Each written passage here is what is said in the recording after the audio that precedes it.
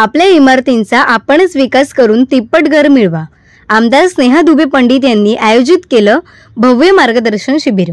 Bharatiya Janata party स्वयं पुनर्विकास कृती समिती वसईच्या वतीने 20 जुलै 2025 रोजी दुपारी 4 वाजता अपुलँड ग्रँड बँक्वेट हॉल, कौल हेरिटेज सिटी, वसई पश्चिम येथे होणार आहे.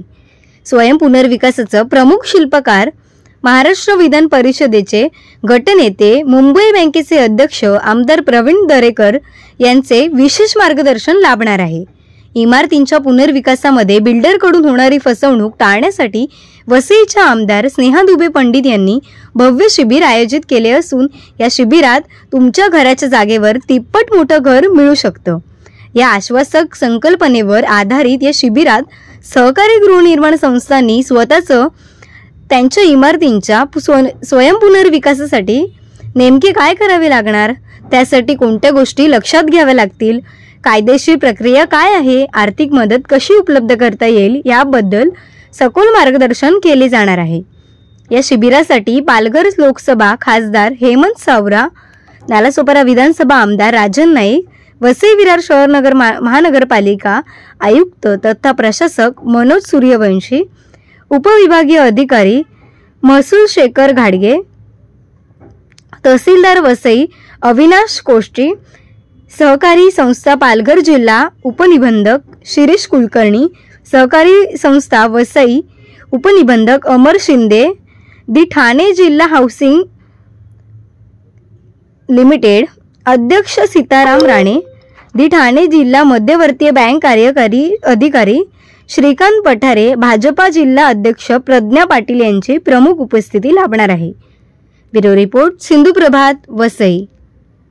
उद्या 20 जुलै रोजी आपण वसईमध्ये एक स्वयं पुनर्विकासासंदर्भात एक कार्यशाळा आयोजित केलेली आहे आणि या कार्यशाळेसाठी स्वयं पुनर्विकासाचे शिल्पकार, विधान परिषदेचे गटनेते, मुंबई बँकेचे अध्यक्ष सन्माननीय प्रवीणभाऊ दरेकर हे स्वतः त्यांच्या संपूर्ण टीम सहित वसईमध्ये येणार आहेत आणि वसई, नायगाव, नालासोपारा, विरार या क्षेत्रातल्या 30 वर्षांपेक्षा ज्या जास्त जुन्या झालेल्या इमारती आहेत किंवा ज्यांना 20-25 वर्ष झालेले आहेत, भविष्यामध्ये त्यांना पुनर्विकास करण्याची गरज भासणार आहे, अशा सर्व इमारतींसाठी स्वयं पुनर्विकास हा किती चांगला पर्याय आहे ह्या संदर्भातली माहिती देण्यासाठी, मग स्वयं पुनर्विकास कसा होऊ शकतो, त्याचा प्रस्ताव कुठे द्यायचा, कसा द्यायचा, कोणत्या बँक त्याला फायनान्स करू शकतात, किती प्रमाणामध्ये फायनान्स करतात, व तिथल्या रहिवाशांना भाडं, कारण की जेव्हा पुनर्विकासामध्ये आपण जातो तेव्हा लोकांना भाडं लागतं किंवा काय लागतं दुसरीकडे राहण्यासाठी, तर ह्या सगळ्याच्या उपाययोजना ह्या योजनेमध्ये आहेत. स्वयं पुनर्विकासाच्या